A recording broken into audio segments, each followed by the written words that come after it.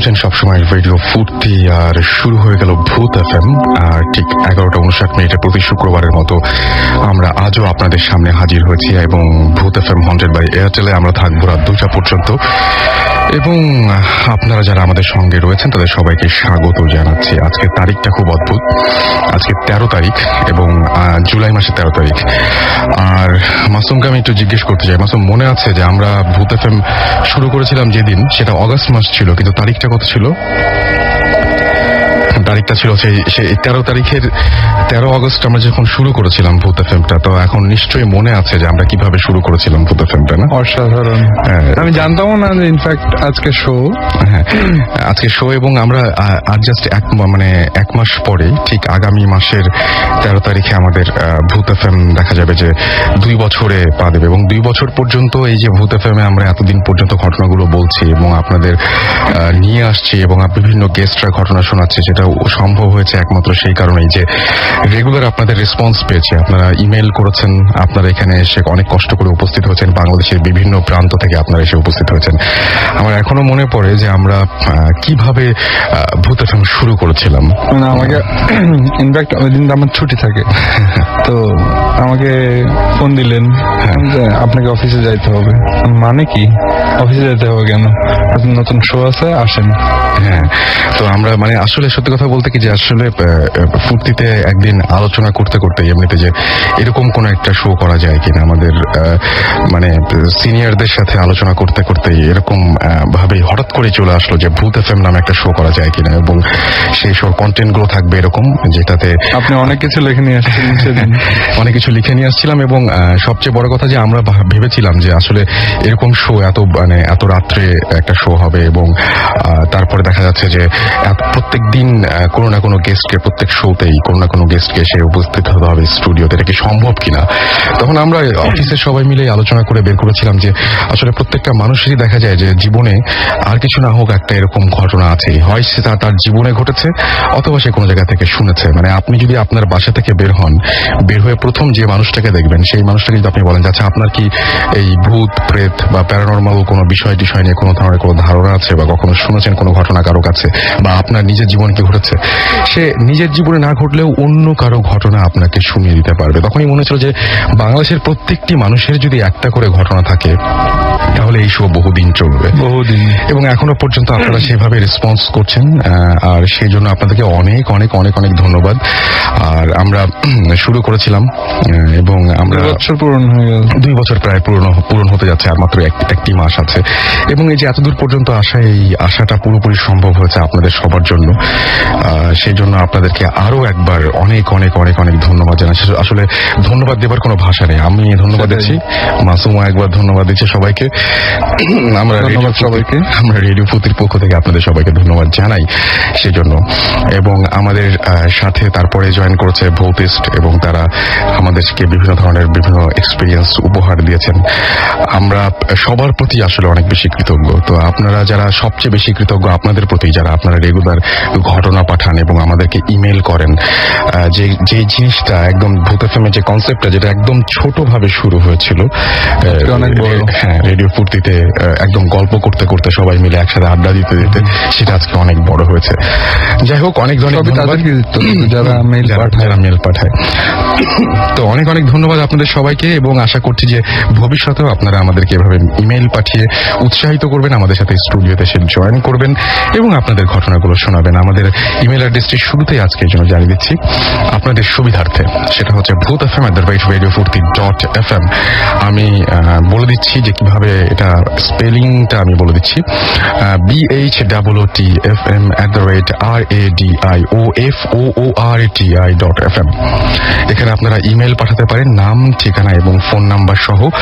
যদি আপনি চান যে আপনার ঘটনাটা আমরা পড়ে শোনাবো, তাহলে সেটা শুরুতে উল্লেখ করবেন। যদি আপনি মনে করেন যে না, আপনি নিজে এসে এই ঘটনাটি স্টুডিওতে উপস্থিত থেকে আপনি ঘটনাটি শেয়ার করবেন, সেটাও সম্ভব, সেটাও আপনি উল্লেখ করে দিতে পারেন। আর যদি মনে করেন যে আপনি কোনো অডিও ফাইল পাঠাবেন আমাদেরকে, তাহলে আপনার সেই ঘটনাটি আপনি রেকর্ড করে পাঠিয়ে দিতে পারেন।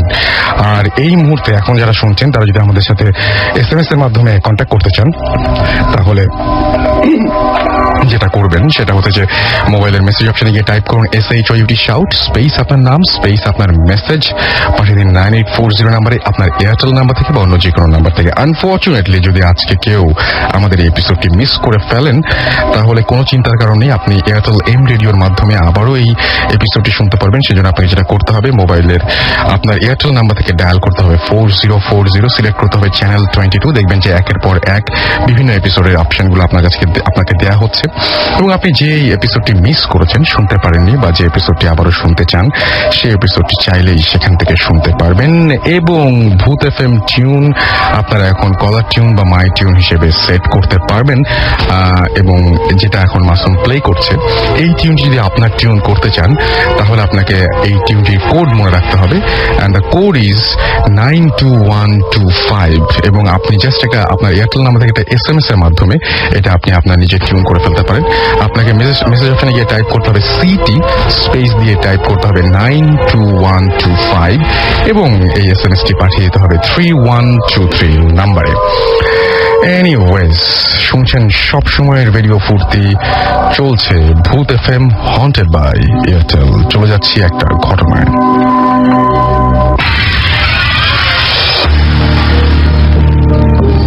আমাদের লিখছেন, আসসালামু আলাইকুম রাসেল ভাই, আপনি শুনে হাসবেন যে আমার নামও রাসেল হাওলাদার।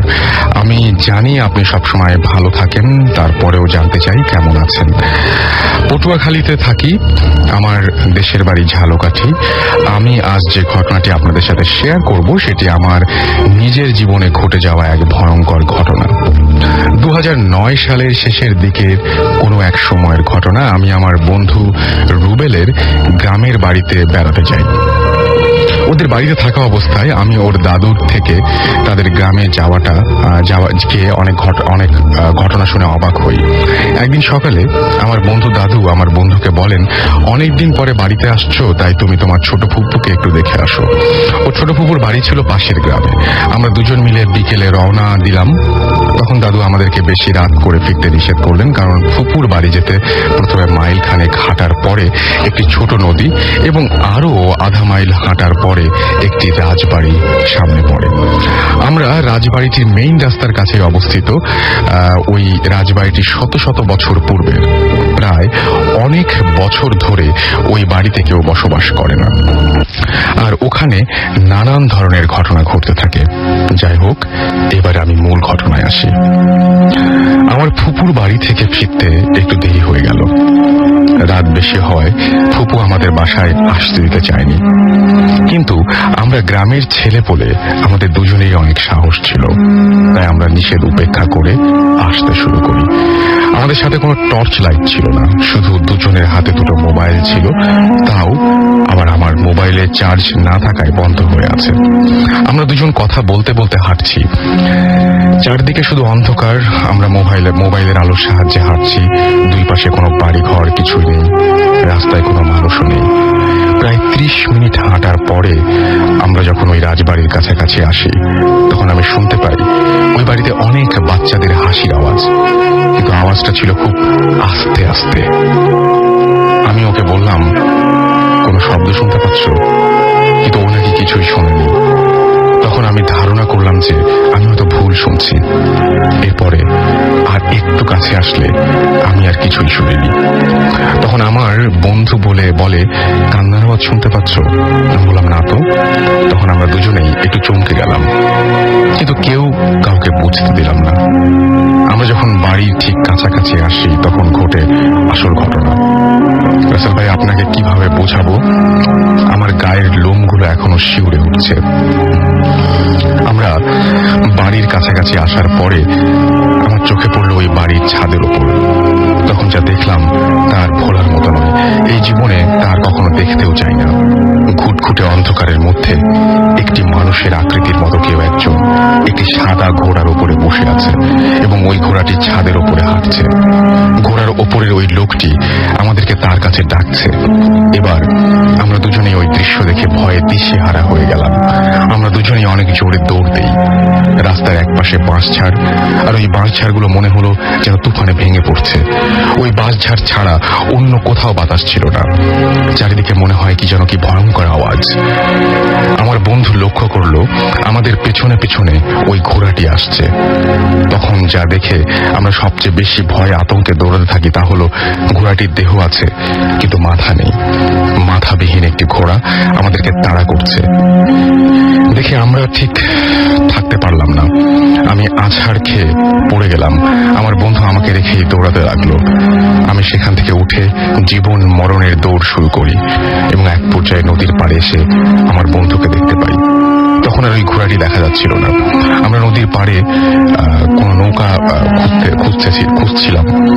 এখানে ঘটনা শেষ নয়, আরো বিপদ যে সামনে অপেক্ষা করছে তা জানা ছিল না। আমরা দেখলাম একজন মাঝি একটি নৌকা নিয়ে একদম পাশ ঘেঁষে যাচ্ছে। আমাদের ডাকে তিনি নৌকাটি ভিড়ায় এবং আমাদেরকে নৌকায় তুললেন। নৌকা ছাড়ার পরে আমরা যখন নদীর মাঝামাঝি তখন আমার বন্ধু মাঝিকে সব ঘটনা বলে। কিন্তু বলার পরে হলো আসল ঘটনা। ওই মাঝি খুব ভয়ঙ্কর ভাবে হাসতে শুরু করেন। এতে আমাদের ভয় আরো বৃদ্ধি পেল, কিন্তু আমরা তাকে কিছু বুঝতে দিলাম না। আমরা ভয়ে ভয়ে নৌকায় বসে থাকলাম। এর মধ্যে নৌকা পাশে আসলো এবং আমরা যখন নৌকা থেকে নামলাম সাথে সাথে দেখি নৌকার মাঝি নেই। যা আছে তা কি ভয়ঙ্কর দৃশ্য। আর তা হলো হলুদ শাড়ি পরা একটি যুবতী মেয়ে। ঘুটঘুটে অন্ধকারের মধ্যে আমি দেখতে পাচ্ছি ওই মেয়েটি রুবেলের নাম ধরে ডাকছে এবং রুবেলের দিকে এগিয়ে আসছে। তখন রুবেল দৌড় দিতেই অজ্ঞান হয়ে পড়ে এবং আমি খুব জোরে দৌড়াতে থাকি। কিছুটা সামনে আসার পরে আমি আবার ওই ঘোড়াটিকে দেখি এবং এরপরে কি হলো তা আমার জানা নাই। পরের দিন যখন আমার জ্ঞান ফিরল তখন দেখি আমি একটি খাটে শুয়ে আছি এবং আমার পাশে অনেক মানুষ ভিড় করে আছে। আমার ঠিক পাশের খাটে রুবেল শুয়ে আছে, তখনও ওর জ্ঞান ফেরেনি। পরে শুনলাম আমাকে নাকি পুকুর পাড়ে পড়ে থাকতে দেখে নিয়ে আসে এবং ওকে বাড়ির পাশে একটি তাল গাছের গোড়া থেকে নিয়ে আসে। এর কিছুক্ষণ পর ওর জ্ঞান ফেরে।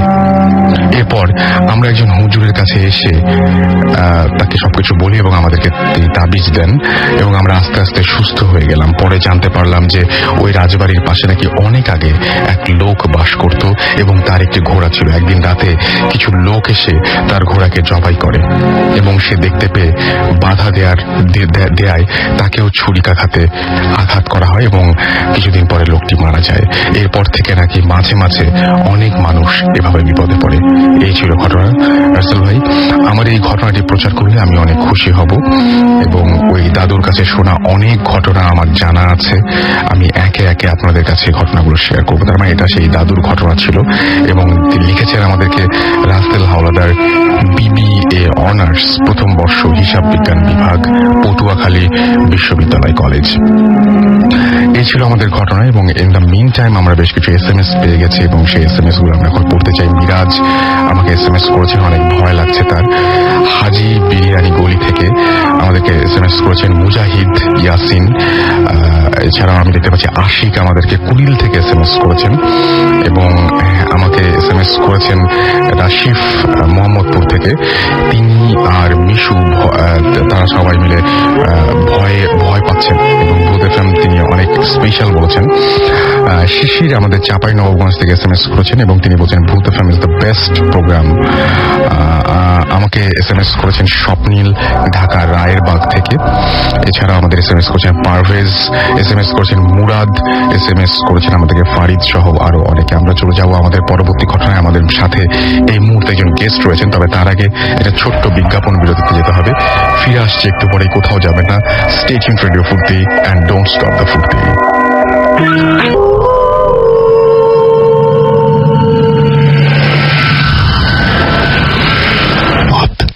FM haunted by Airtel.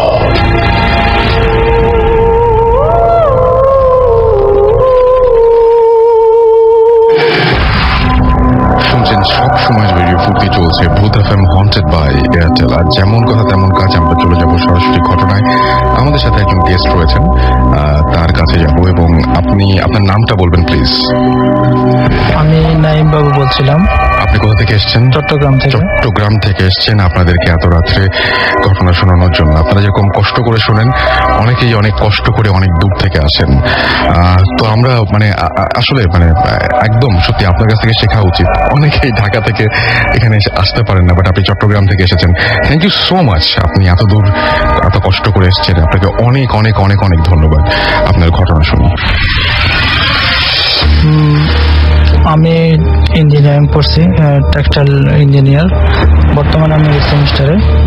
তো আমি যখন 3rd সেমিস্টারে ছিলাম তখন আমি বাসায় থাকতাম না, বলতে আমি বাসায় একটা প্রবলেমের কারণে আমি সন্ধ্যার পরে বাসা থাকতে বেস্ট আমি খুব লাইক করতাম। তো 3rd সেমিস্টার থাকতে আমি কলেজের মানে কলেজের ক্লাসের পরে আমি প্রথমে একটা কোচিং এ ভর্তি হই, ইন্টারনেট আউটসোর্সিং কোর্স। এরপরে আমি বাকি সময়টা এনজয় করার জন্য, বাকি সময়টা কাটানোর জন্য আমি এক বাঁশিওয়ালার কাছে যাই। আমাদের ক্লাসের একটা ফ্রেন্ড, ওর ব্যান্ড একটা দলের সাথে পরিচয় আছে, ওর মাধ্যমে আমি একটা বাঁশিওয়ালার খোঁজ পাই। তো বাঁশিওয়ালার সাথে আমি কথা বলি, উনি আমাকে সপ্তাহে 3 দিন শিখাবেন বললো। তো আমি সপ্তাহে 3 দিনে আমি আমার সময়টা কাটানোর জন্য আমি ওনার ওই বাঁশিওয়ালার কাছে 4 দিন যেতাম, সপ্তাহে 4 দিন যেতাম। তো ওই 4th সেমিস্টারে যখন উঠছি আমি, তখন আমার ফার্স্ট স্টেপ শেষ হয়েছে। 4th সেমিস্টারের ফাইনালের দিকে আমার সেকেন্ড স্টেপ পুরোপুরি কমপ্লিট হয়েছে। তো পুরোপুরি কমপ্লিট হওয়ার পরে আমি ও এক্সাম দিই। এক্সামের পরে আমি ওনার সেকেন্ড স্টেপটা পাস করি। এরপরেই আমি ওই বাঁশিওয়ালার কাছে 4টা বাঁশি ছিল, আমি কখনো দেখি নাই বা ওগুলা কখনো দেখায়ও না, উনি কোনো প্রোগ্রামেও নিয়ে যায় নাই। ওই বাঁশিগুলো উনি কখনো আমাকে বা আমি কখনো দেখি নাই, কোনো প্রোগ্রাম, ওনার যতগুলো প্রোগ্রাম ছিল কোনো প্রোগ্রাম আমি দেখি নাই।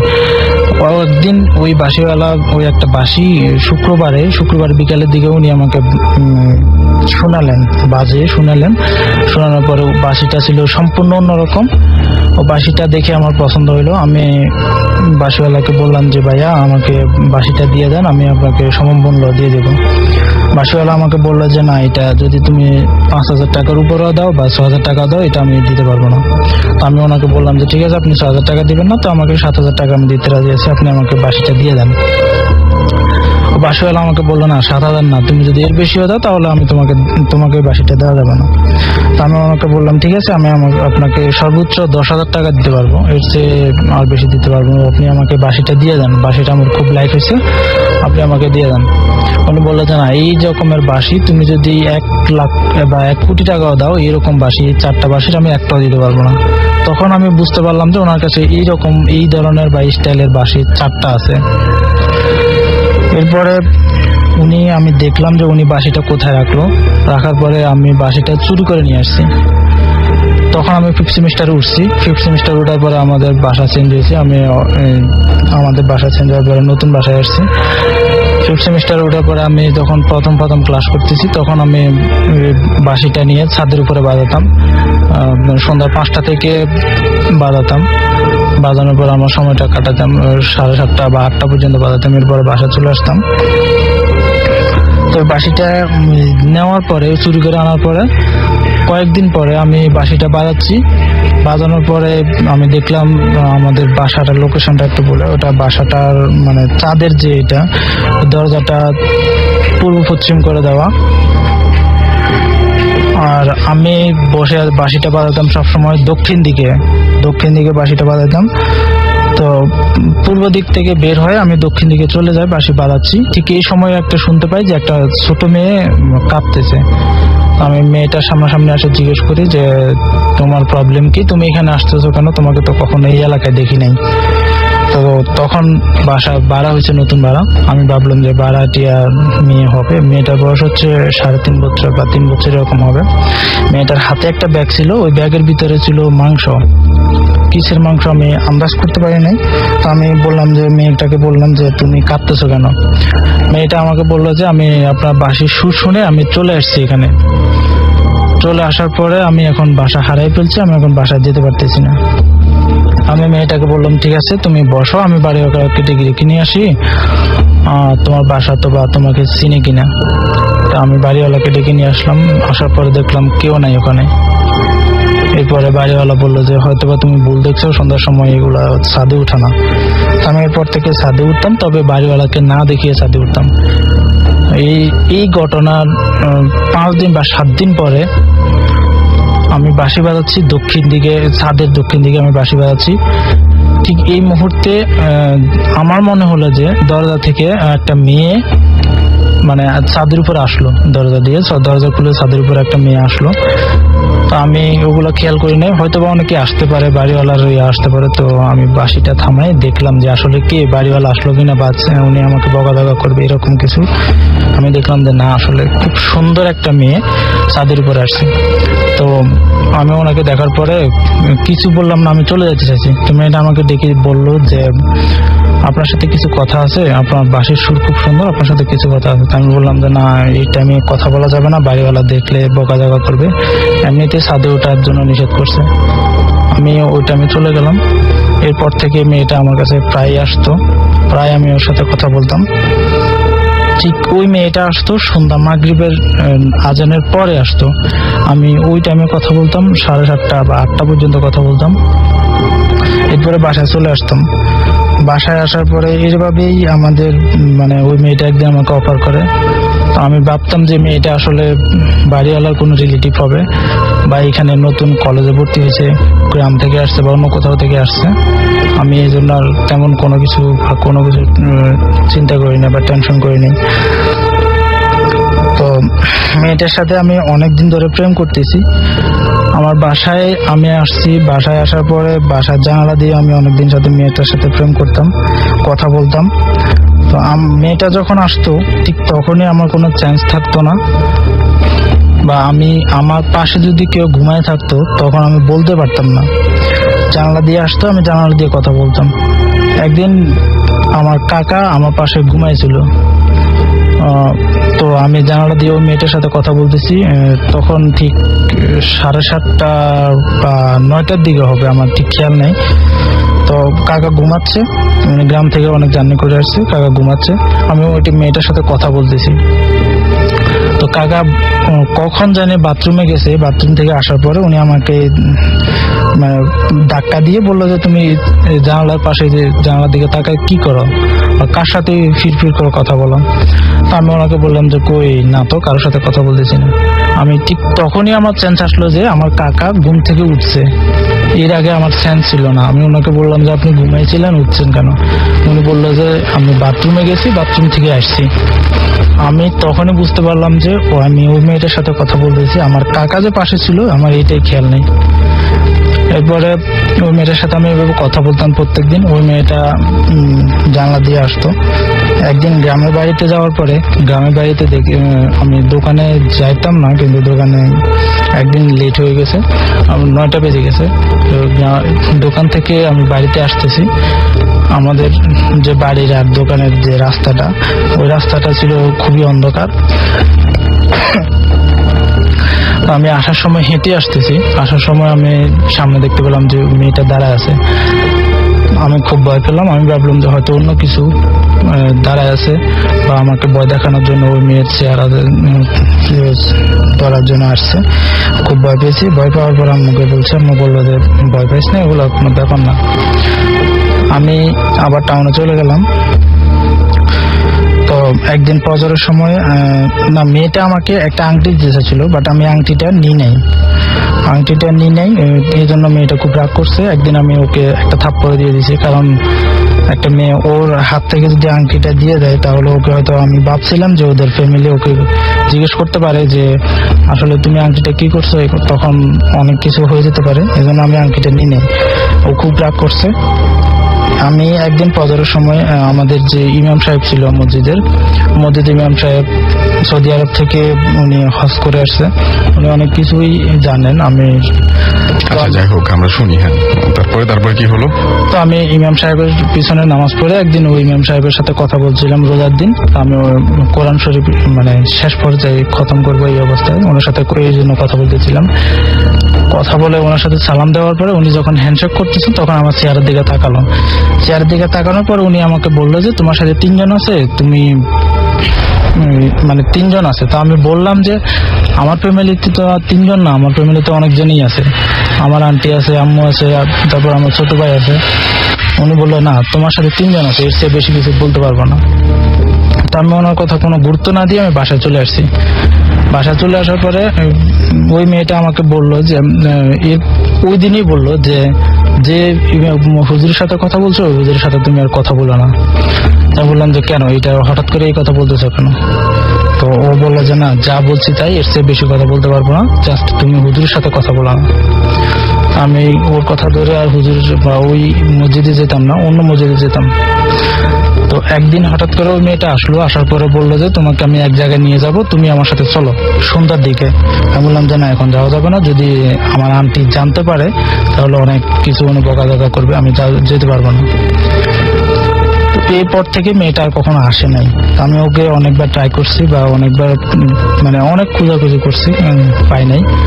আমার তখন সন্দেহ আসছে যে মেয়েটা বাইরের, আমাদের বিল্ডিং এর না, বাইরের কোন এক বিল্ডিং থেকে আসতো। তো এরপরে আমি আমাদের পিকনিকে আমি কক্সবাজার যাই। কক্সবাজার থেকে আসার পরে ওই দিনই রাত্রে, আমি বলতে পারি না, রাত্রে ঘুমাইছি। ঘুমানোর পরে আমার মুখ দিয়ে নাকি রক্ত পড়ছে। তারপর আমি মানে কেমন ভঙ্গি করছে আমি ঠিক বলতে পারি না। এরপরে শুনতে পাচ্ছি যে আমাকে কেউ নাকি, একটা হুজুরে বললো কেউ নাকি আমাকে চেপে ধরছে। আমি বলতে পারি না, আমার মুখ বন্ধ করে রাখছে বা গলা চেপে ধরছে। তো এই কথা শোনার পরে আমার আম্মু আমাকে গ্রামে নিয়ে যায়। গ্রামে নিয়ে গিয়ে এক হুজুরের সাথে কথা বলে। তো হুজুরের কাছে আমি যাই নাই, আম্মু কথা বলছে। হুজুর বলছে যে আমার চেহারাটা দেখতে হবে বা আমাকে নিয়ে যেতে হবে সাথে। হুজুরের কাছে আমি ওই দিন, এরপর দিন গেছি। যাওয়ার পরে হুজুর আমার চেহারা দেখে বলে যে তোমার সাথে 3 জন আছে, তোমার চিকিৎসা আমি করতে পারবো না, যদি আমি চিকিৎসা করতে যাই হয় আমার ক্ষতি হবে, না হয় তোমার ক্ষতি হবে। এই জন্য হুজুর কোনো চিকিৎসা করে নাই।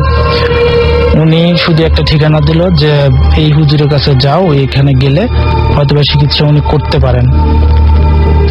তো ওই ঠিকানা অনুযায়ী গেছে। যাওয়ার পরে যে হুজুরের কাছে গেছে, ওই হুজুর উনি অনেক সময় দিল, 15 দিন বা 30 দিন সময় লাগতে পারে, তবে চিকিৎসা ইনশাল্লাহ হবে। তো ওনার কাছে যাওয়ার পর উনি অনেক দোয়া দূরত পড়লো। দোয়া দূরত পরে আমাকে জারফুল দিল। আপনি আমাকে বলেছিলেন যেরকম যে ওই হুজুরের মানে অনেক পাহাড়ের মধ্যে, অনেক একটা পাহাড়ের প্রত্যন্ত একটা ভিতরে, অঞ্চলে। আবার অনেক ভিতরে। তারপরে সেই হুজুর কি চিকিৎসা দিলেন সেটা একটু বলেন, যে কি চিকিৎসা দিয়েছিল আপনাকে সেই হুজুর? যে চিকিৎসা দিল সেটা হচ্ছে পানি দিল। পানি দেওয়ার পরে পান, আমি কখনো পান খাই নাই, তবে উনি আমাকে পান দিছে। বললো যে খেতে হবে না, জাস্ট এটা তুমি মুখে দিয়ে মুখে ফেলে দিও, এটাই চলবে। পান দিছে। তারপরে তাবিজ দিল। তো উনি একটা সুই দিল, ছোট চিকন একটা সুই দিল। সুই দেওয়ার পর উনি আমার আম্মুকে বললো যে এটা রেখে দাও, যে কোনো একদিন ওই হুজুর এসে নাকি আমার গায়ের ভিতরে গেঁথে দিয়ে যাবে। আমি বলতে পারতাম না। এরপরে কয়েকদিন পরে আমি আম্মুর কাছে শুনতে পাই যে ওই হুজুর এসে আমার গায়ের ভিতরে গেঁথে দিয়ে গেছে। তো এখন আমি ডান হাতের যে পেশি আছে, পেশিটাতে এখন হঠাৎ করে মানে কোন এক সময় ব্যথা পাই। ব্যথা পাওয়ার পরে বুঝতে পারি যে আসলেই সুইটা আমার হাতের ভিতরে আছে।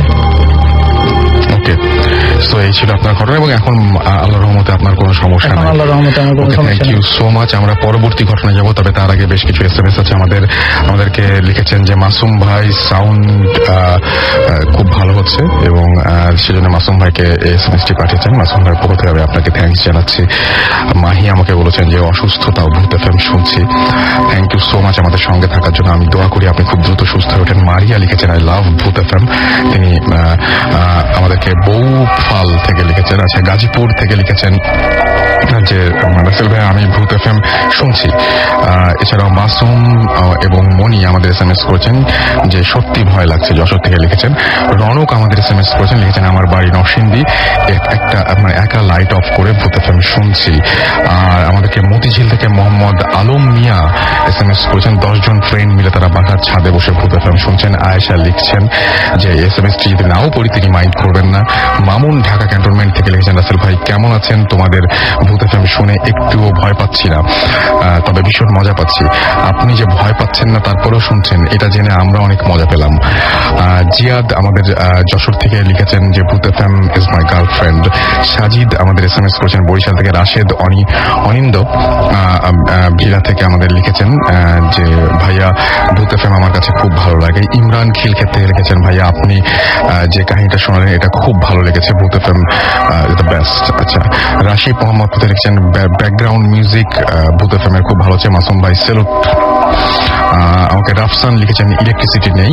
আলমগীর উত্তরা থেকে লিখেছেন, আমি আর আমার ওয়াইফ সেজু একসাথে শুনছি, আমার ভূত এফএম শোনার সময় আমরা সব ঝগড়া ভুলে যাই। Thanks Bhoot FM, you are most welcome. Sadman Joy আমাদের লিখেছেন ঢাকা ক্যান্টনমেন্ট থেকে যে ভূত এফএম রক্স। এছাড়াও পিওল আমাদের এসএমএস করেছেন ইমরান, এবং তিনি তাঁতিবাজার থেকে এসএমএস করেছেন। যাই হোক, আমরা চলে যাব আমাদের পরবর্তী ঘটনায়, এবং আমাদের সাথে রয়েছেন আরো একজন, যিনি চট্টগ্রাম থেকেই না, চট্টগ্রাম থেকে আরো দূরে 40 কিলোমিটার দূরে বান্দরবনের কাছাকাছি বেশ সাতকানিয়া থেকে তিনি এসছেন, অনেক দূর থেকে তিনি এসছেন, এবং একটা লং জার্নি ছিল এটা। তারপরে উনি আমাদের মাঝে এসে উপস্থিত হয়েছেন। Thank you so much. আপনার নামটা একটু বলবেন শুরুতেই। হ্যালো শ্রোতা বন্ধুরা, আমি জনি আচার্য। আপনার ঘটনায় চলে যাই আমরা। আচ্ছা, ওকে। এটা 2007-এর ঘটনা। তো আমি তখন জব করতাম একটা হোমিও ফার্মেসিতে। তখন দৈনিক পূর্বকোণ পত্রিকায় আমি একটা চাকরির বিজ্ঞাপন পাই, সেটা হচ্ছে ঢাকা বনানীর ওখানে। তো ওরা মানে এটা হচ্ছে গ্রামীণ এবং গ্রামীণের টাওয়ারে, সেটা সুপারভাইজার হিসেবে নিয়োগ করা হবে। তো আমি সেটা দেখে তাদের সেলফোনে ফোন করি এবং তারা আমাকে আসার জন্য আশ্বাস দেন আর কি। তো আমি আসার সময় আমার একটা আঙ্কেলকে নিয়ে আসি সাথে। তো আসছি এখানে, ওদের সাথে যোগাযোগ করছি, কিন্তু দেখতেছি আসলে তারা মানে যেভাবে বলছে ফোনের মধ্যে বা বিজ্ঞাপনের যেভাবে বলছে, সেক্ষেত্রে তাদের কথার সাথে আসলে কাজের সাথে কিছুই মিল পাচ্ছি না। সো আমি সেটা সিদ্ধান্ত দিলাম যে কি আমি চাকরি করবো না বা চলে যাবো, চিটাগং চলে যাবো।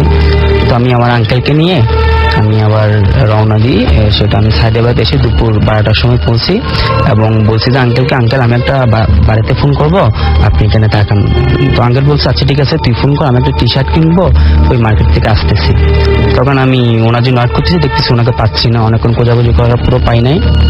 না পাওয়ার পর আমি চিন্তা করলাম যে কি উনি কোথায় হারিয়ে গেছে, আমারও খুব ভয় লাগতেছে ভীষণ, কারণ আমি ওনাকে আনছি। এখন আমি ওনাকে না নিয়ে কিভাবে আমি বাড়িতে পৌঁছবো এবং ওনার মা বাবাকে কি জবাব দিব? আমি মুখটা এত বেশি সরানো যাবে না, তাহলে লিসনাররা শুনতে পাবে না আপনাকে এক জায়গায়। আচ্ছা, ওকে। তো ওনাকে হারিয়ে ফেলার পর আমি চিন্তা করলাম যে উনি যদি 12টার সময় বা 12:30টার সময় যদি টিকিট করে চট্টগ্রামে, তাহলে 5টা-6টার সময় সন্ধ্যায় পৌঁছে যাবে। তো কি করলাম, আমি 6টার সময় ওখানে ওদের বাড়িতে একটা ফোন করি। তখন ওনার মা বলতেছে কি হ্যাঁ উনি নিরাপদে এখানে আসছে। তখন আমি কি করলাম, আমি আর তো কোনো আশ্বাস নেই, তখন আমি চলে যাব এরকম সিদ্ধান্ত নিলাম। তখন আমি টিকিট করলাম, ওখান থেকে প্রায় আমি 1টা-1:30টার সময় চট্টগ্রাম জিসিডি গিয়ে পৌঁছি। তারপর ওখান থেকে সিটি সার্ভিস করে আমি চাঙ্গা থানার ওখানে আসি। অবশ্যই আমার ভাই রনিদার বাসা ছিল ওখানে, আমি যাই নাই, কারণ ওরা বকাঝকা করবে অনেক। কারণ ওরা সবাই বলছে, আমার যেটা মনে হয় সবাই বলছে ঢাকা আসিস না, ওখানে অনেক চিটারি করে তারা, চাকরি দিবে বলে অন্য কোনো জায়গায় তারা ইয়ে করে আর কি। সো সেই ভয় আমি ওদের বাসায় যাই নাই। তো আমি কি করলাম, ওখানে দাঁড়াইছি, আপনি চাঙ্গা থানার ওখানে কোনো বাস পাচ্ছি না বা কি কোনো গাড়ি নেই। তবু কিছুক্ষণ দাঁড়ানোর পর একটা মাইক্রোবাস আসছে, আমি উঠলাম। উঠে আমাদের বাড়ি হচ্ছে 2000-ই। তো ওটা মৌলবীর দোকান নামতে হয়, আমি মৌলবীর দোকান নামছি। নামার পর দেখতেছি প্রায় তখন অনেক 2টা-2:30-এর কাছাকাছি হবে। তখন আমার হাতে কোনো মোবাইল বা কোনো ধরনের ঘড়ি ছিল না আনুমানিক সময়। তখন আমি আমাদের ওই মৌলবীর দোকান থেকে আমাদের বাড়ি হচ্ছে প্রায় কাঁচা রাস্তা, প্রায় 3-4 কিলোমিটারের মতো হবে। এরপর আমি হাঁটা আরম্ভ করলাম। হাঁটতে হাঁটতে প্রায় মনে করেন প্রায় 1 ঘন্টার মতো হাঁটছি। তখন আমি প্রায় কাছাকাছি চলে আসছি। আমাদের বাজারটা হচ্ছে মরফলা বাজার, ওখানে শনি মঙ্গলবার বাজার বসে, আমরা প্রতিদিন ওখানে বাজারে আসি বাজার করার জন্য। এতক্ষণ হাঁটছি কিন্তু কোনো ভয়ের সূচনা আমি দেখি নাই। হঠাৎ করে দেখলাম একটা মুদির দোকানের সামনে, যে জায়গাটা থাকে আর কি, ওই অল্প জায়গার মধ্যে একটা বৃদ্ধা রাস্তার পাশে বসে আছে এবং চিরুনি দিয়ে মাথা আঁচড়াচ্ছে। আমি জিনিসটা দেখি ওনাকে পিছন থেকে দেখলাম, আমি তেমন ভয় পাই না, আমি ভাবছি কোনো পাগল বা এরকম কিছু হবে। তখন আমি একটু সামনে এসে ভালো করে দেখলাম, দেখতেছি না ওনার চেহারাটা কিরকম বিদ্যুৎ টাইপের, চুলগুলো কিরকম মানে নোংরা, হাতের নখগুলো একটু লম্বা লম্বা ছিল। আমি তবুও কোনো ভয় পাই না, কারণ আমি ভাবছি সেটা হয়তো বা পাগল হবে বা এরকম রাস্তায় বসে মাথা আঁচড়াচ্ছে। তখন আমি নির্ভয়ে হাঁটা আরম্ভ করলাম। এই তো 8-10 পা হাঁটার পর উনি বলতেছে, এই তুই কোথায় যাচ্ছিস, তোর সাথে আমাকে নিয়ে যা। আমি বললাম, আমি শোনার ভান করলাম, আবার বলতেছে। এবার 3বার বলার পর আমি অনেক রেগে গিয়ে ওনাকে অশ্লীল ভাষায় গালিগালাজ করি এবং বলতেছি যে কি না, আমি নিচে যেতে পারতেছি না, তোমার মতো একটা পাগলকে নিয়ে আমি কোথায় যাব। তখন আমি হাঁটা আরম্ভ করি। হাঁটতে হাঁটতে আমি একটা 3 রাস্তার মাথায় গিয়ে পৌঁছি। একটা রোড দিয়েছে দক্ষিণ দিক, আর একটা হচ্ছে পূর্ব দিকে। সো 2টা রোড দিয়ে কিন্তু আমাদের বাড়িতে যাওয়া যায়। তখন আমি সিদ্ধান্ত নিলাম যে কি, যেটা পূর্ব দিকে রোড সেটা অবশ্যই একটু শ্মশান বা এই ধরনের ভয়ের ঘটনা বেশি ঘটছে, যার কারণে আমার একটু ভয় লাগতেছে। তখন আমি কি করছি, আমাদের হাই স্কুলের রোড যেটা আছে ওটা দিয়ে আমি হাঁটা আরম্ভ করি। হাঁটতে হাঁটতে কিছু দূর গিয়ে ওখানে একটা কালী বাড়ি আছে, কালী মন্দির এবং বটঅশ্বত্থ গাছ একসাথে আছে। তো ওই গাছের নিচে যখন আমি আসলাম, তখন দেখতেছি গাছের উপরে কে যেন মানে পাতা এরকম নাচতেছে এবং ঢাল কাটার শব্দ। যখন ঢাল কাটার শব্দটা শুনি আমি হঠাৎ চমকে যাই এবং আমি ভয় পাই। তখন আমি বলছি যে এত রাত্রে ঢাল কাটবে কে। তখন সেটাকে আমি তেমন ইয়ে না করে আমি আবার হাঁটা আরম্ভ করছি। হাঁটতে হাঁটতে আর কিছু দূর গেলাম, দেখলাম যে সেই বৃদ্ধা সাদা শাড়ি পরা মহিলাটি, নোংরা চেহারা, ঠিক একইভাবে রাস্তার মাঝখানে বসে মাথা আঁচড়াচ্ছে। তখন সেটা দেখে আমি খুব ভয় পাইছি। তখন আমি বুঝতে পারলাম যে না, এটা আসলে কোনো পাগল না, নিশ্চয়ই কোনো প্রেতাত্মা বা এই ধরনের কিছু হবে। তখন আমি খুব তখন আমার সারা শরীর দিয়ে খুব কাপ ছুটতেছে, ঘাম জড়তেছে। তখন আমি আমার মনে হচ্ছে কেউ যেন আমার মাথার উপর 2 মনের একটা বস্তা তুলে দিচ্ছে, আমি হাঁটতে পারতেছি না বা এই ধরনের কিছু। তখন পুরো আমি কিছুক্ষণ প্রায় 5 মিনিটের মতো দাঁড়াইছিলাম। দাঁড়ানোর পর আমি অনেক সাহস সঞ্চয় করে শরীরের মধ্যে অনেক শক্তি যোগাইয়ে আমি একটা দৌড় দিলাম ওনার পাশ দিয়ে। দৌড় দিয়ে কিছু দূর দিয়ে দেখতেছি, পিছনে দেখতেছি ঠিক সেই বিদ্যাটি হেঁটে হেঁটে আমার পিছনে আসতেছে। তখন আমি আরো জোরে দৌড় দিই। দৌড়ানোর পর আমি কিছু দূর গিয়ে তখন আমি খুব শক্তি হারিয়ে ফেললে, তখন আমার আর দৌড় দেওয়ার কোনো শক্তি বা কোনো জোর, কোনো ধরনের অনুভূতি আমার মধ্যে ছিল না। তখন আমি কি করলাম, দাঁড়িয়েছিলাম ওখানে। দাঁড়ানোর পর আবার দেখতেছি যে সেই বিদ্যাটা আসতেছে আমার পিছিয়ে। তখন আমি নিরুপায় যে পালিয়ে যাব বা নিজেকে রক্ষা করবো, ওই ধরনের কোনো সিচুয়েশন আমার মধ্যে ছিল না, ওই ধরনের কোনো পরিস্থিতির মধ্যে আমি ছিলাম না। সো এরপর দেখলাম যে কি উনি আসতেছে, হঠাৎ একটা পুল বলতে যেটা 2 দিকে ধান ক্ষেত, এর মধ্যে একটা ছোট ছোট যে পুলগুলো থাকে আর কি পানি আসা যাওয়ার জন্য।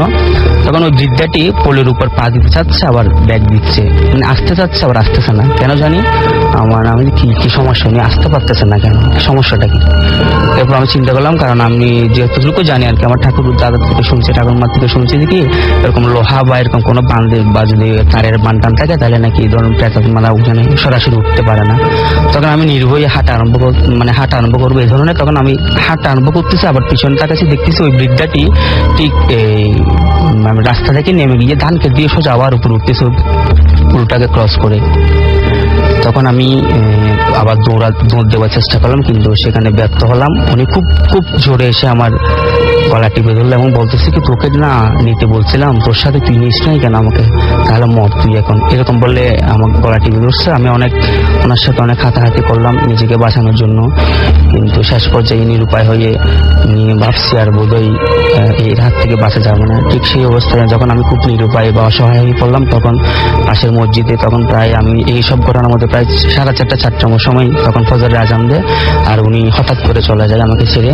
আমি ওখানে সেন্সলেস হয়ে পড়ে যাই। এরপর মুসল্লিরা যারা নামাজ পড়তে গেছিল ফজরের সময়, তারা আমাকে উদ্ধার করে এবং আমি হুঁশ পেয়ে সকালে বাড়িতে চলে যাই। থ্যাংক ইউ সো মাচ আপনার ঘটনার জন্য। আমাদের বেশ কিছু SMS রয়েছে। ফারহান আমাদের SMS করেছেন এবং তিনি বলছেন যে মাথা ব্যথায় মারা যাচ্ছি, তবুও শুনছি, যতদিন বেঁচে থাকবো ততদিন ভূত FM শুনবো। আমিও চাই যে দীর্ঘদিন ভূত FM চলুক। সেটা আপনাদের উপরে ডিপেন্ড করে। আপনারা যত বেশি আমাদেরকে ইমেল পাঠাবেন, আপনাদের ঘটনা পাঠাবেন, এই স্টুডিওতে এসে আপনাদের ঘটনাগুলো শেয়ার করে যাবেন, তত বেশি ভূত FM প্রাণবন্ত হবে এবং আমরা তত বেশি ভূত FM কে চালিয়ে নেওয়ার শক্তি পাবো। সিনথিয়া আমাদের SMS করেছেন, কানিজ ময়মনসিংহ থেকে SMS করেছেন যে আমরা দেখছি যে একটা চমৎকার একটা আবহাওয়ার সৃষ্টি হয়েছে।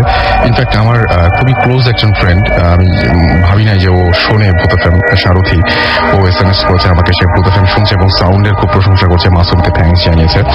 তো আমরা দেখছি সাউন্ড এবং ঘটনা সবকিছুর সাথে সাথে আকাশে মাঝে মাঝে বিদ্যুৎ চমকাচ্ছে, সবকিছু একটা অদ্ভুত আবহাওয়া। আমরা স্টুডিওর জানালাতে দেখতে পাচ্ছি যে বাইরে এরকম বিদ্যুৎ চমকাচ্ছে একটু পর পরই। ঢাকার আকাশে অনেক মেঘ, একটু আগে বৃষ্টি বৃষ্টিও হয়ে গেছে। তারপরে আজকে আবার 13 তারিখ ছিল যখন আমরা শুরু করি শোটা।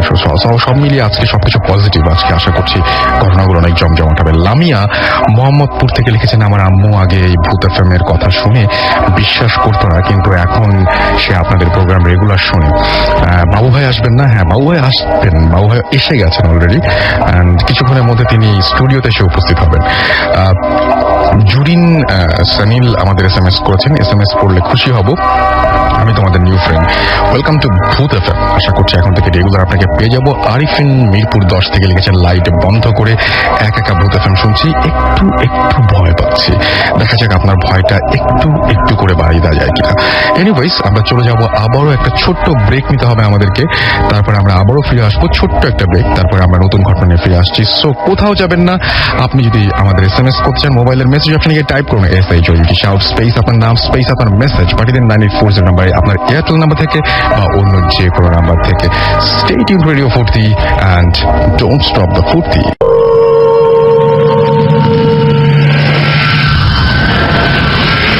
What FM haunted by Airtel.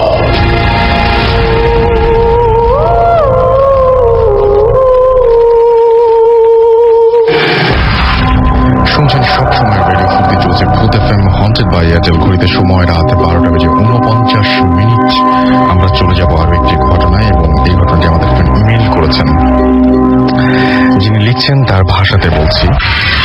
এটি একটি সত্যি ঘটনা যা বছর 4 আগে আমার সাথে ঘটেছিল। সে রাতে আমি আমার গ্রামের বাড়ি চট্টগ্রাম থেকে ঢাকার উদ্দেশ্যে ফিরছিলাম। প্রায় ঘন্টা 3 একটানা গাড়ি চালিয়ে কিছুটা ক্লান্ত ছিলাম, কিন্তু দুর্ঘটনা ঘটার চিন্তায় এক মুহূর্তের জন্য অসতর্ক হয়নি। রাত তখন প্রায় 2টোর মতো বাজে। এত রাতে ঢাকা ফেরার মূল কারণ হলো তার পরের দিন সকাল 10টায় আমার অফিসে একটা জরুরি মিটিং আছে। যাই হোক, আসার পথে খাজা বাবার মাজারে নামে একটা জায়গা পড়ে। সেই জায়গাতে অনেক কুসংস্কার রয়েছে, সেখানে নাকি প্রচুর পরিমাণ দুর্ঘটনা ঘটে। চালক প্রায় গাড়ির ব্যালেন্স হারিয়ে ফেলে অথবা ব্রেক জ্যাম হয়ে যায়, ইত্যাদি ইত্যাদি। রাস্তা মোটামুটি ফাঁকা ছিল, শুধুমাত্র রাস্তার কিছু ট্রাক আর গুটি কয়েক প্রাইভেট কার। আমি আনুমানিক 70-80 কিলোমিটার বেগে গাড়ি চালাচ্ছিলাম। রাস্তার উপর তীক্ষ্ণ নজর। হঠাৎ একটা মোড় ঘোরার সময় আচমকা দেখলাম একটা লোক রাস্তার মাঝে দাঁড়িয়ে আছে। লোকটা পরনে একটা ছেঁড়া ফাটা হাফ প্যান্ট, গায়ে কোনো কাপড় নেই, মুখে জঙ্গলের মতো দাড়ি, চোখগুলো আলো পড়ে ঝিকঝিক করছে।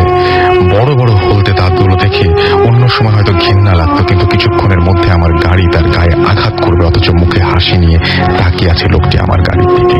ক্ষণিকের জন্য স্তব্ধ হয়ে গেলাম। ব্রেক চেপে ধরবো সেই চিন্তাও তখন মাথায় আসছিল না। সত্যি বলতে গেলে যেই স্পিডে গাড়ি চালাচ্ছিলাম সেই স্পিডে ব্রেক করলেও ওই লোকটাকে সজোরে ধাক্কা দিবে। নিজেকে ফিরে পেলাম হঠাৎ। প্রাণপণে ব্রেক চেপে ধরলাম, কিন্তু শেষ রক্ষা হলো না। গাড়িটি হেঁচ ছেড়ে যেতে লাগলো লোকটির দিকে। একদম শেষ মুহূর্তে চোখটা আপনা আপনি বন্ধ হয়ে গেল। আশা করছিলাম কখন বিদারী কোন চিৎকার শুনবো, কিন্তু অবাক করে দিয়ে কানে এলো কেউ যেন পাগলের মতো হেসে উঠছে। আমার গাড়ি লোকটাকে ভেদ করে চলে গেল বলছি, কারণ আঘাতের কোনো শব্দ আমি পাইনি। যাই হোক, সজোরে ব্রেক চাপায় গাড়িটি 20-25 মিটার সামনে এগিয়ে গেল এবং দ্রুত দরজা খুলে বের হলাম। আশ্চর্য, এতক্ষণ রাস্তায় অনেক গাড়িকে সাইড কাটিয়েছি, অনেক গাড়ি আমাকে পাশ কাটিয়ে সামনে এসেছে, কিন্তু এই মুহূর্তে যতদূর দৃষ্টি যায় কোনো গাড়ি দেখা যাচ্ছে না। যাই হোক, এত কিছু ভাবার মতো শক্তি তখন ছিল না। প্রায় দৌড়ে সেই জায়গায় এলাম যেখানে লোকটিকে দেখতে পেলাম, কিন্তু এসে দেখি কেউ নেই। ভাবলাম ধাক্কা খেয়ে হয়তো ছিটকে দূরে পড়েছে। প্রায় মিনিট 10 আঁতি করে খুঁজলাম, কিছুই দেখলাম না। আমাকে আরো অবাক করে দিয়ে রাস্তাটা নির্জনই রইল, একটা গাড়িও দেখলাম না।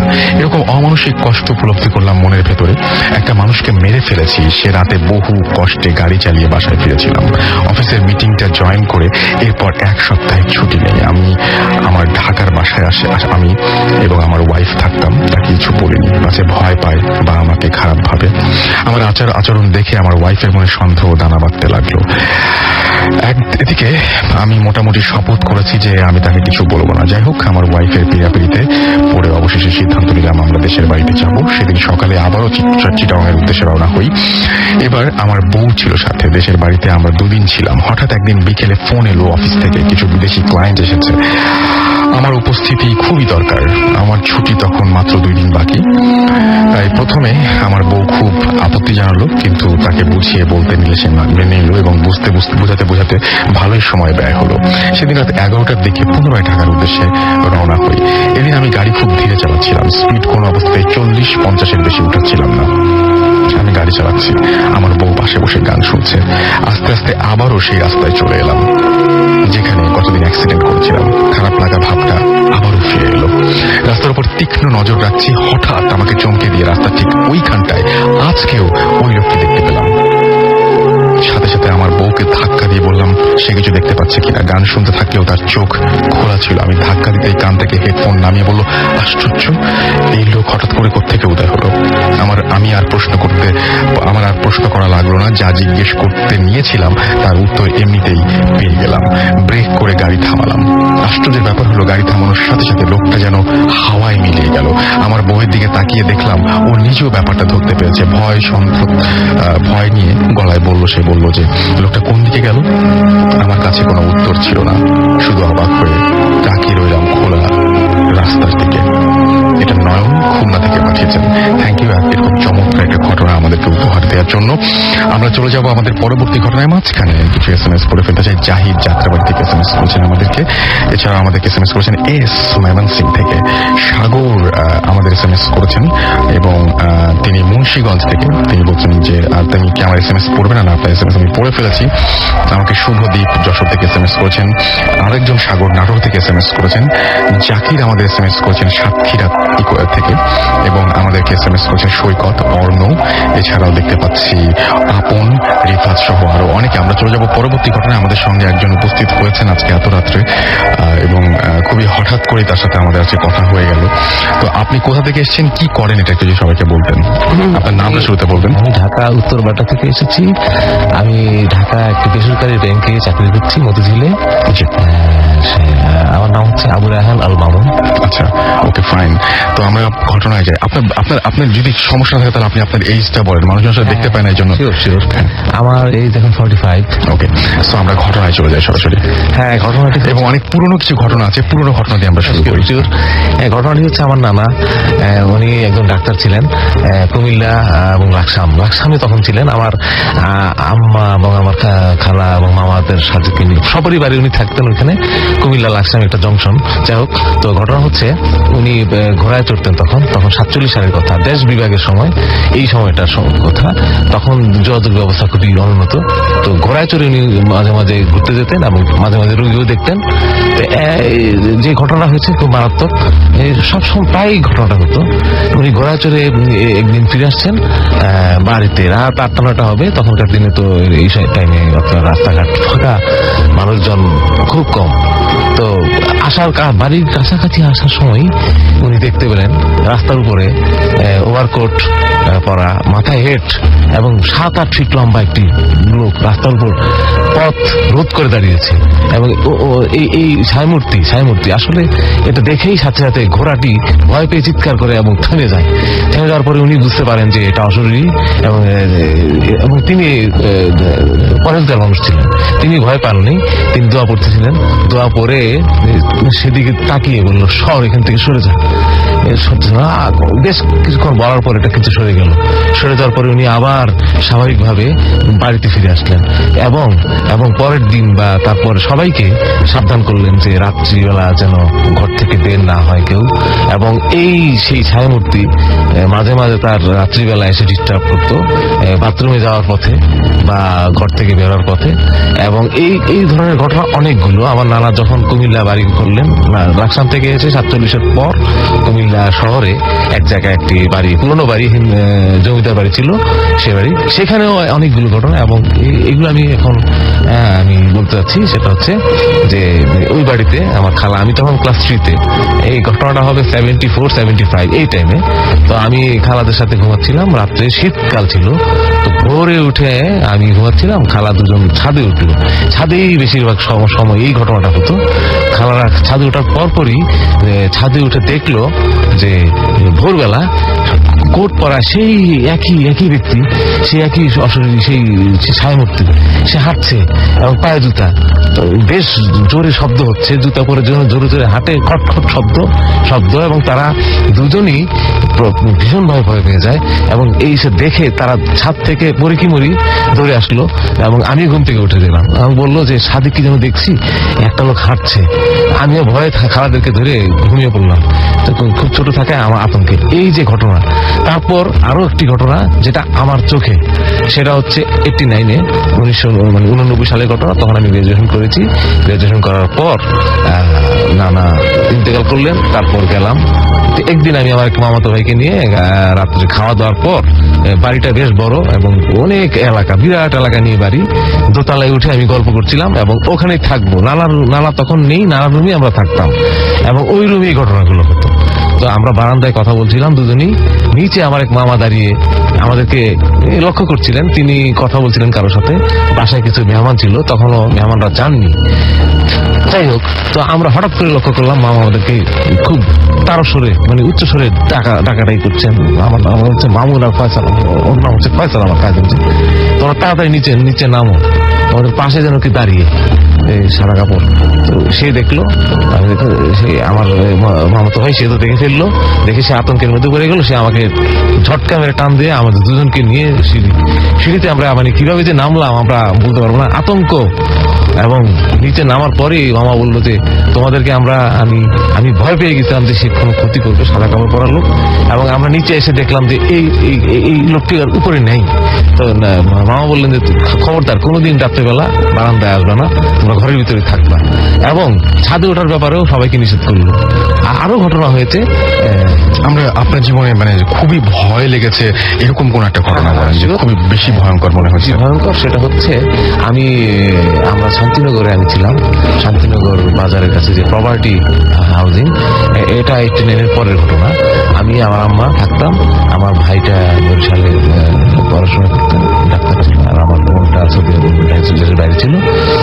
আমাদের রুম ছিল 4টা, যেহেতু হাউজিং এর ফ্ল্যাট, আমরা সেখানে 4টা রুম ছিল।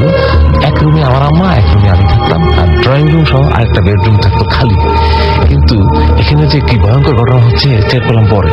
রাত্রিবেলা প্রায় আমি শুনতে পাচ্ছিলাম ওই রুমে ছিল ফোনে যেন কে কথা বলতেছে, আর রিসিভারটা ফেলে দিচ্ছে।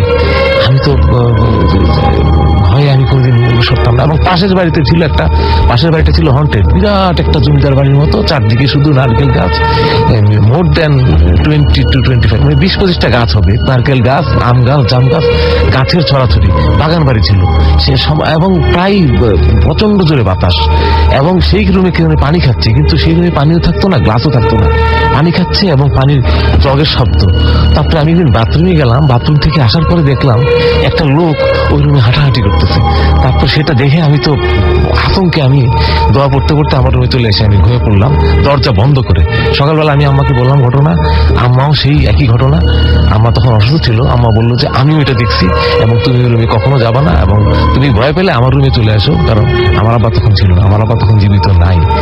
ভাই, আমরা 3 ভাই বোনের মধ্যে আমিই থাকতাম আম্মার সাথে। এই ঘটনাগুলো অনেক দিন ঘটতেছিল। শেষ পর্যন্ত আমার আম্মা তো ইন্তেকাল করলেন। তারপর আমরা তো এই বাড়ি ছেড়ে দিলাম, তারপর তো আমরা ছিলাম না। কিন্তু এই ঘটনাগুলো আমার কাছে আতঙ্কের মতো এখনো চোখে ভাসে।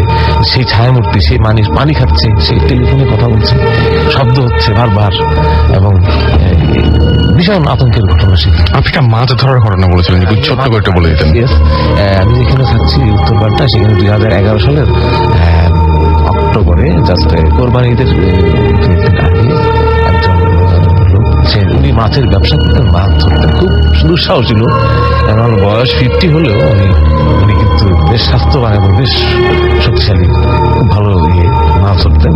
তো উনি খুব সাহসী লোক। যেহেতু রাত্রি 2টা, 2:30 বা 12টার পর একটা জায়গা ছিল খুবই ভুতুরে।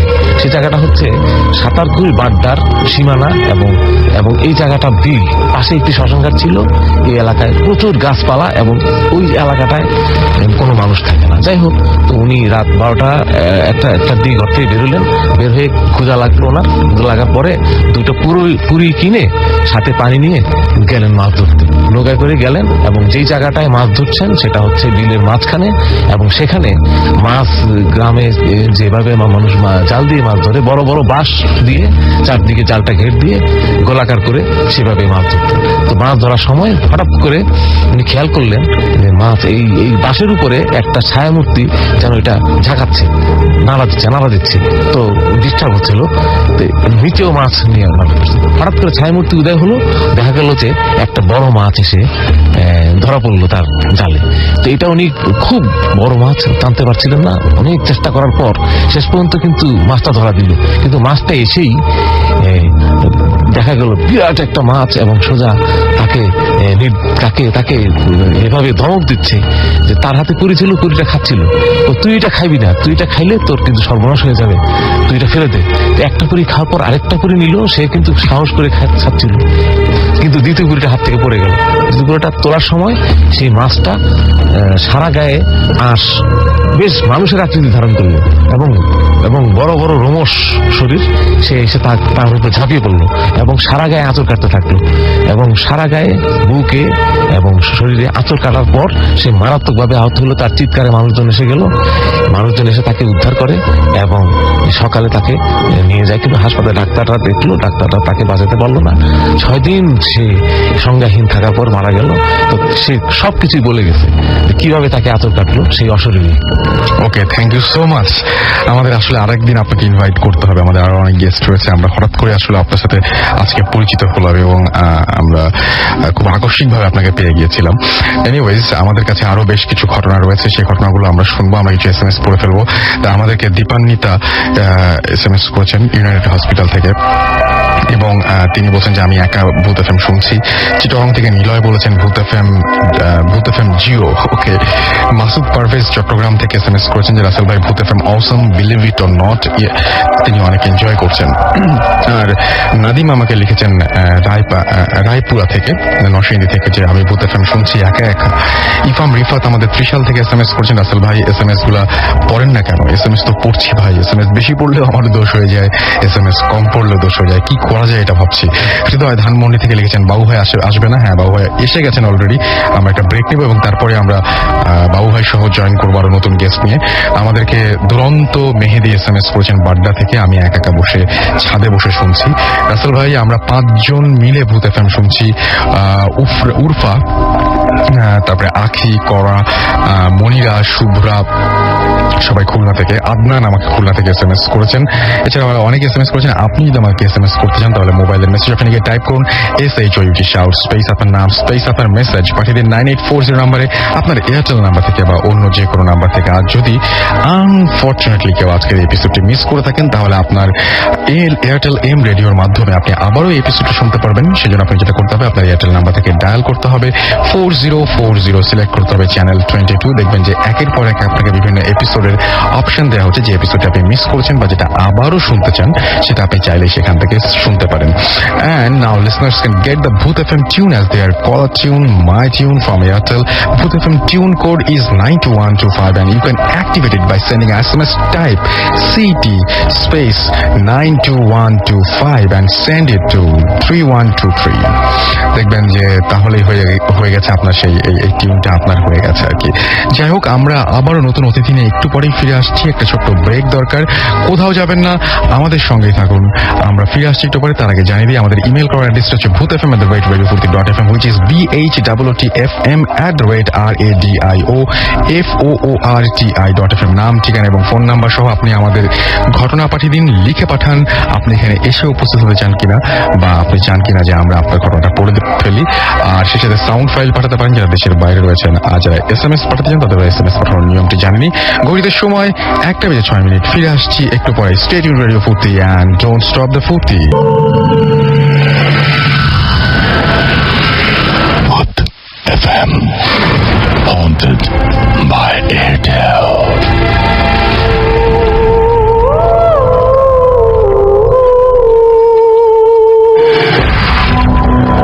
শুনছেন সবসময় রেডিও ফুর্তি, চলছে ভূত FM হন্টেড বাই এয়ারটেল।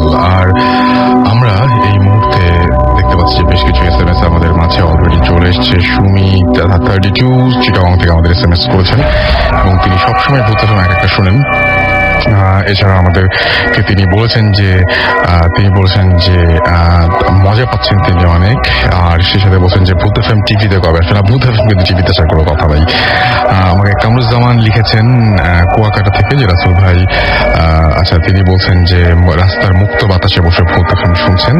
এছাড়া আমাদেরকে ডেথ টিউন SMS করেছেন আমাদেরকে মানিক পালপাড়া থেকে, এবং আমাদেরকে SMS করেছেন মামুন, SMS করেছেন আমাদেরকে মোহাম্মদ আরিফ, এছাড়াও কবির SMS করেছেন আমাদেরকে, এছাড়াও আমাদেরকে SMS করেছেন ব্যাড বয় খুলনা থেকে, ইমরুল চট্টগ্রাম থেকে, তন্নি মোহাম্মদপুর থেকে।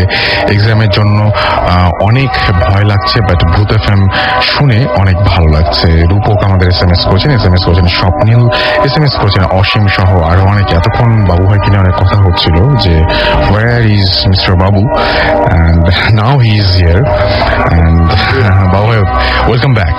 Thank you. সো আমরা আজকে বাবু ভাইকে দিয়ে শুরু করছি, এরপরে আমাদের আরো যারা গেস্ট রয়েছেন তারা একে জয়েন করবেন, তারপরে বাবু ভাই আবারও ফিরে আসবেন। সো আমরা কিছু ঘটনা আগে বাবু ভাইয়ের কাছ থেকে শুনে ফেলি। ঘটনাগুলো কোথাকার বাবু ভাই? ঘটনা হচ্ছে ঢাকার। ওকে ফাইন, আমরা শুনি তাহলে কোথায়। তো ফার্স্টটা শুরু করি নাকি? জি প্লিজ। আচ্ছা, এই ঘটনাটা আমাকে আমার একটা বন্ধু বা বড় ভাই উনি বলেছেন, এবং উনি নামটা শেয়ার করতে নিষেধ করছেন এবং স্পেসিফিক লোকেশন। তো ঘটনাটা হচ্ছে মিরপুর এলাকার। তো উনি এক সময় ওই মানে যে বাসাটার কথা বলছেন, একটা হন্টেড বাসার কথা, অ্যাপার্টমেন্ট আর কি, যেখানে উনি ছিলেন, উনি ওখানে মুভ করেন, বাসা ভাড়া নেন আর কি। তো ওনার বাসার অন্য কেউ ছিল না ওনার সাথে, উনি ফার্স্ট দিন মুভ করে আসেন।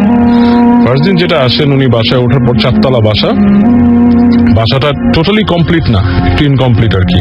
ওই সিঁড়ি ঘরে যেমন রেলিং নাই, তারপর আপনার এই যে প্রত্যেকটা যে আপনার ঘোরার যে জায়গাটা, ওখানে দেখা যাচ্ছে দেয়াল নেই, অর্ধেক দেয়াল করা এরকম। আচ্ছা, এনিওয়ে উনি আসেন ঠিক সন্ধ্যার দিকে বাসায় পৌঁছান আর কি। বাসায় পৌঁছানোর পরে ফার্স্টে উনি কিছু মালপত্র হাতে নিয়ে বাসায় উঠেন সিঁড়িতে। তো সিঁড়িতে উঠতে গিয়ে ওনার কাছে কেমন লাগতেছিল, বাসাটার পরিবেশটা খুব একটা মানে নর্মাল লাগছিল না ওনার কাছে, মনে হচ্ছে একটু অ্যাবনর্মাল টাইপের, মানে ফিলিংসটাই একটু অ্যাবনর্মাল হচ্ছিল আর কি। তো ওঠার পরে উনি যান যে 4 তলায় উঠে দরজাটা খোলার পরে দেখে যে বাসার ভিতরে অন্ধকার, কেউ নেই। তো